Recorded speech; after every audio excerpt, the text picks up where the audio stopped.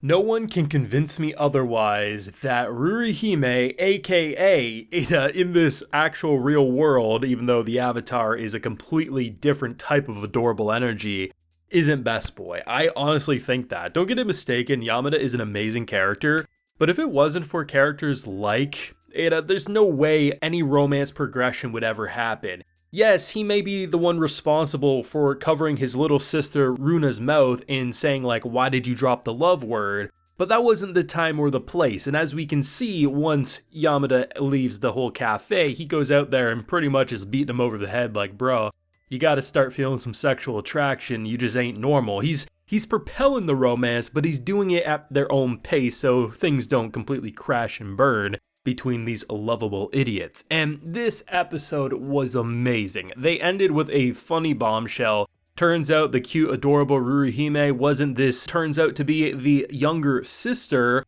of our boy, which makes a lot of sense. I was like, there's no way that isn't at the very least the inspiration behind Rurihime's character design. And it absolutely is, and the sister pretty much is just calling him a siscon freak, and I love how in the after the credits moment when he's going over all of his like outfits, she just is like, yo, you're just weird as hell, man. But they did a great job establishing where the main story hook will go with this potential will they, won't they, but setting in stage where, you know, there's always drama. There's always a third wheel. There's always someone gonna cause a ruckus in a show like this. But Yamada is doing a very good job at setting something that feels a little different and a little fresh. Full live reaction to this wonderful episode is available on my Patreon if you do want to see my full uncut thoughts. The cool thing about what is essentially a love triangle here is that it's different than what you normally see. This isn't really, it doesn't feel like on equal terms, right? It doesn't feel like, oh, here are the exact two characters, the exact same age, or, you know, like the fact that they gave her this more like miniature character design. It's more cute and innocent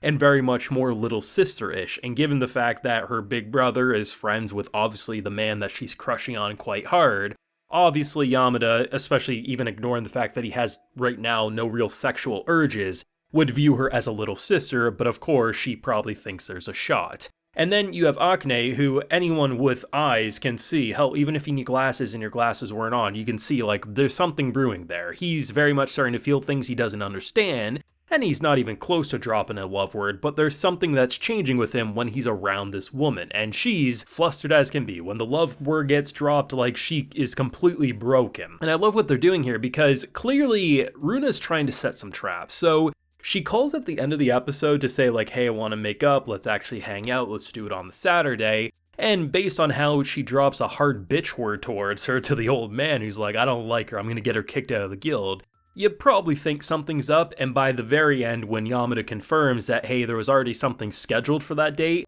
to me, what they're trying to say is that they're trying to make Akane look bad, almost like she's distracting her and pulling her away from studies or something like that, and then therefore Yamada would say, ooh, what a bad woman, you're hurting her schooling chances or something. Like, it just kind of feels like that's the direction they're trying to go. It doesn't feel like an honest, like, apology, like, trying to make up. Like, you don't say, like, you hate her guts and you're gonna get her kicked out and then immediately call and apologize because your big brother said to. Like, maybe there's a bit of truth there, but it feels like something's up. And I imagine the direction, if they go that route, will be Yamada will be like, girl, I was there, I heard the schedule, she didn't do anything wrong, you literally didn't tell her about it, like, what's going on? And she'll probably get upset and we'll move on to the next little bit of drama that could pop up. But either way, that whole concept is a little different than what you normally see, because usually with like love triangles or any character trying to get in between what the anime fandom collectively agrees should be the OTP, that one true pairing, you know, you're like, okay, yeah, I like the character, but then if they write that character too good, then you're like, well, actually, I would much prefer the main character to be with that side character.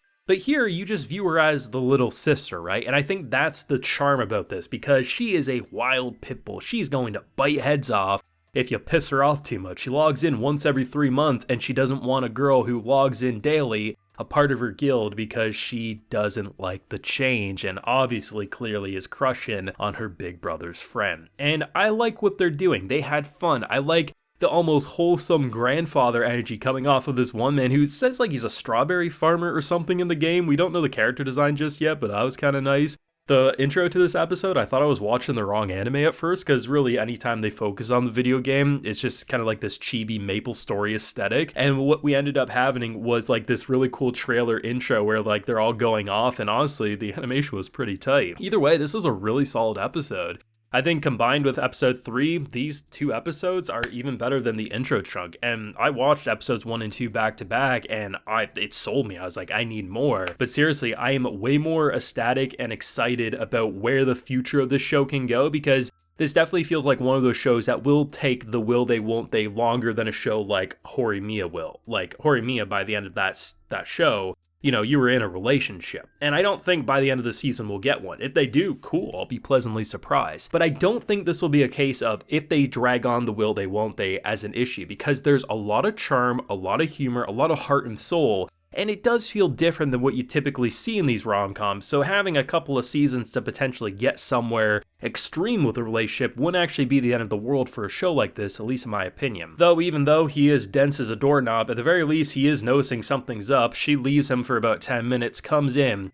and I was ready to pull my hair out, but I hope someday he'll clue into this. It'll be 3 nights from now and he'll maybe consider it. She comes out and says, I don't have a lot of money this month, so there's not a lot of meat, but I want you to have these giant containers of curry.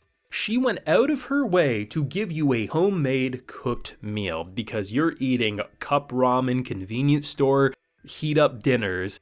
And yes, he's loving the scent, he's loving the food clearly, but he didn't connect 2 and 2 that maybe when that love word got dropped in the cafe and she seemed a little weird after that, and maybe the girl who doesn't have a lot of money is giving you her home-cooked meal, maybe, just maybe, love's on the mind. But hey, we gotta keep it going for a little bit, right? But that moment, it was romantic as it was hair-pulling, and I adored it. The production of this show is actually surprisingly sharp. Like, the character designs are fantastic. I love the longer necks and the almost more round heads for the character models, so when they, like, chibi-ify them, it just transitions so seamlessly, and they have so much fun with the transitions, the more serious moments like when she's almost curled up on the floor after the glass breaks, to the more hilarious moments which are self-explanatory. This show, it doesn't have like the Sokka where it's like, oh, the intro to this episode where that crazy fight scene in the trailer was going off. We don't really get that, but we get something that's equally impressive for a show like this, because we want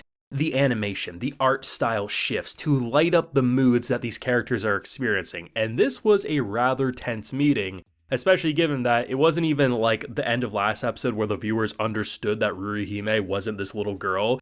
No, it took her until she was at that table for like 5 minutes to realize and to get called out on it, and the secondhand embarrassment was real, and the production matched that, and I absolutely love this show. I am a giant fanboy for this show at this point, and I already want to see a season 2, but thoughts and feelings yourself down below. Drop a like if you enjoyed, and subscribe if you're new around here. Also, be sure to ring that bell, of course, so you can get notified when I upload on the channel, and like I mentioned, we do that full live reaction available on my Patreon if you're interested, and while you're there, you can also get a video shout out. So today, we have Ivelis Ortega, Jaxo23, Jad, and Ariel. So I appreciate the support, everyone. Please take care and have a good one.